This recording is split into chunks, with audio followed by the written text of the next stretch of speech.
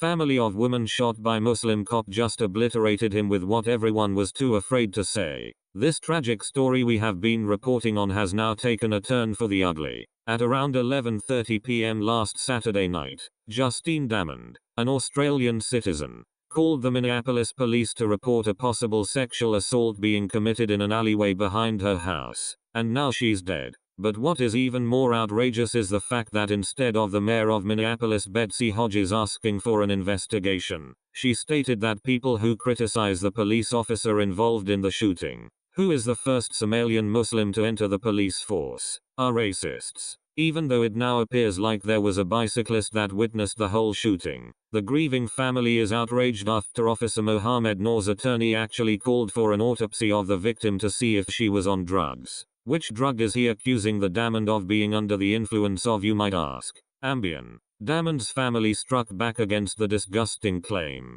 Via the Daily Mail, the lawyer for Officer Mohammed Noor, Tom Plunkett, caused controversy for reportedly asking for a review into Justine Damond's autopsy report to see if she had taken sleeping pills. Ms. Damond's devastated family has slammed the move and declared the 40-year-old bride-to-be would never have taken drugs. News Corp reported. It was absolutely sickening, and that's the game these lawyers play, to try to attack the victim. Family spokesman Tom Hyder said, Justine was someone who only ate organic. She watched everything she ever put into her body. The lawyer then tried to walk his statement back. On Thursday, Mr. Plunkett told CBS he would like a second lab to examine the results of the autopsy on Ms. Damond because it would be nice to know if there was some Ambien in her system, but he later told AAP it was a total misquote. There is a dead Australian citizen who has never had any issue with law enforcement before, and this hack mayor of Minneapolis Betsy Hodges, who is clearly afraid of the Somali community, is now worried about some kind of phobia.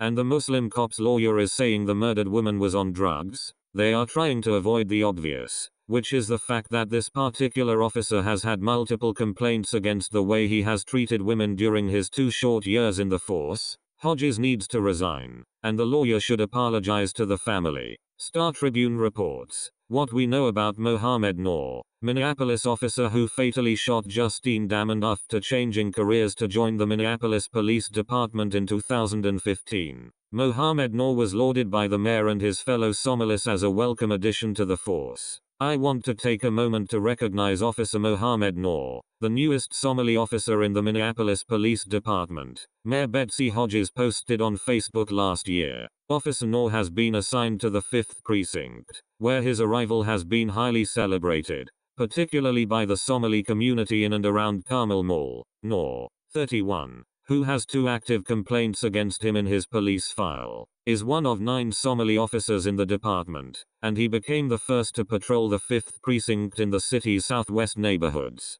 He worked the middle watch evening shift, and on Monday went from one of hundreds of the city's anonymous beat cops to the latest officer embroiled in controversy after the fatal shooting of 40-year-old Justine Damond, an unarmed civilian, in her South Minneapolis alley after she called 911 to report a possible crime. The Somali American Police Association, of which Noor is a member, declined to comment, as did Minneapolis Police Federation President Lieutenant Bob Kroll. Both said they are waiting for the State Bureau of Criminal Apprehension to complete its investigation. Thomas Plunkett, Noor's attorney, said Monday that the officer extends his condolences to the family and anyone else who has been touched by this event. He takes their loss seriously and keeps them in his daily thoughts and prayers. He came to the United States at a young age and is thankful to have had so many opportunities, Plunkett said in the statement. He takes these events very seriously because, for him, being a police officer is a calling. Meanwhile, some Somali residents who knew the officer are scrambling to understand what happened. Others chose to remain silent, wary that the incident could shed a negative light on the state's Somali population.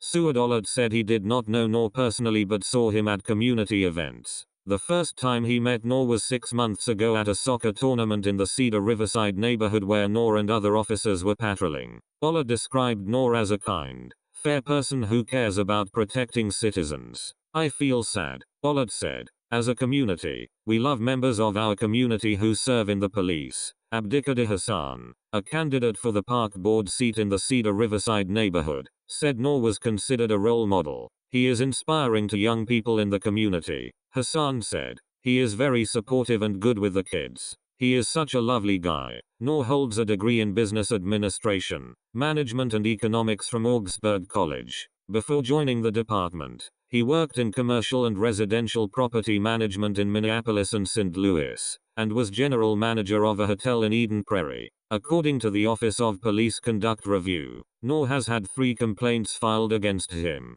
2 of which remain open. Another was closed without discipline. Noor has been sued once in his short career with the police department, stemming from an incident on the 25th of May in which he and 2 other officers went to a woman's home and took her to a hospital, which the woman alleges constituted false imprisonment, assault and battery. According to the ongoing lawsuit, the officers claimed they had reason to believe the woman was suffering a mental health crisis, which she denied, and Noor grabbed her right wrist and upper arm, exacerbating a previous shoulder injury in the process. Plunkett said in a statement that the current environment for police is difficult, but Noor accepted it as part of his calling. The officer is a caring person with a family he loves, and he empathizes with the loss others are experiencing, he said. Divorce documents filed in December describe Noor as a caring, involved father who was at times consumed by the demands of his job. His mother often watched Noor's son while he was at work.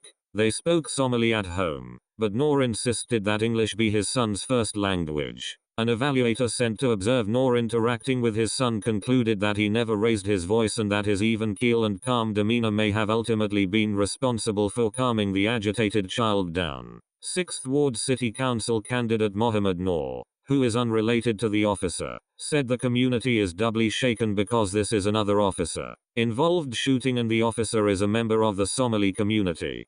People are shocked because of the tragedy of the killing that took place, Mohammed Noor said. This should be treated as a police-civilian issue. There is a loss of life and we're always concerned. We believe the police should be held accountable as any other police shooting. Somali activist Omar Jamal, who knew Mohammed Noor from group breakfasts and community meetings, said he is waiting for facts to emerge. We don't know what went wrong or what happened, he said, but becoming an officer was a dream come true. Not only was it symbolic to become a member of the force, but confirmation of being part of the United States. Minneapolis was a very beautiful and safe city in the late 80s. But sadly in the early 90s a few local self-hating politicians thought it was too white. So instead of inviting a more diverse culture, they decided to flood the area with Muslims from the cesspool that is Somalia. Because of this, 25 years later, the city is now a cesspool itself. A cesspool of crime and pestilence, where most want Sharia law.